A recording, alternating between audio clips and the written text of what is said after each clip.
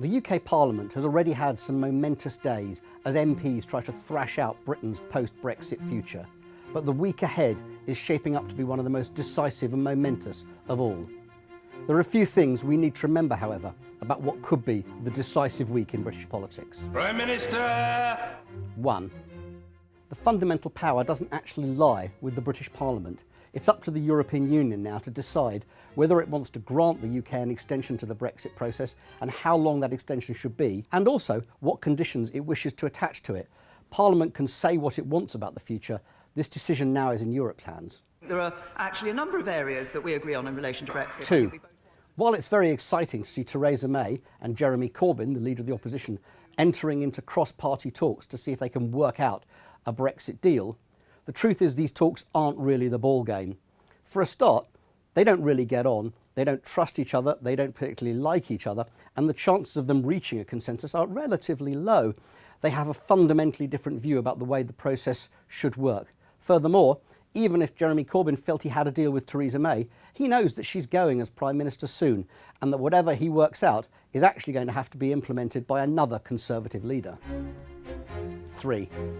Even if Jeremy Corbyn and Theresa May can't find a solution themselves, the Prime Minister has agreed to abide by the will of Parliament. She's agreed to hold more votes next week to find out where the majority position is, and has said her government will go along with it. 4. Although Theresa May has said she will abide by the will of Parliament, the actual voting mechanism for ascertaining that will is yet to be sorted out.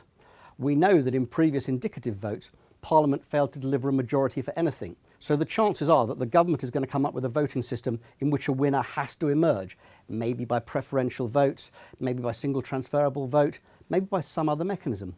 The way that's structured and the ideas that are allowed to be put into that could be fundamental in determining what happens. Will no deal be allowed to be an option in those votes? If it is, it could make it far harder for Theresa May to get a majority for her deal. If it's not, then her deal immediately becomes the most hardline Brexit option, and one around which a lot of MPs will coalesce. No Brexit! 5. Campaigners for a second referendum believe they now have a real chance of getting their desire.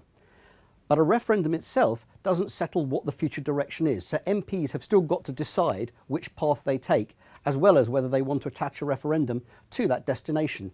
They're still going to have to choose the Prime Minister's deal, a permanent customs union, the so-called Common Market 2.0 option, and then decide whether they want a referendum added to that.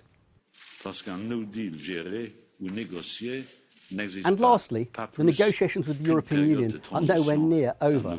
Whatever path Britain chooses, aside perhaps from cancelling Brexit, the UK is going to have to go back to the negotiating table with the European Union and work out its future relationship. Whatever happens, we're still going to be the weaker partner in those negotiations.